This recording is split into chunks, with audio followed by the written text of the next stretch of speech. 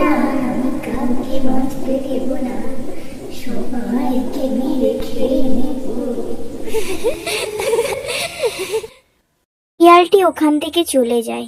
আর ঠিক সেই সময় মুরগির মালকিন বাড়ি এসে পড়ে, আর এসে দেখে তার যত্নে গড়া সেই মুরগিটি আর নেই। তিনি কান্নায় ভেঙে পড়ে। ঠিক সেই সময় ওই ভুতুড়ে পেঁচাটি চলে আসে আর তাকে মেরে খেয়ে নিতে থাকে।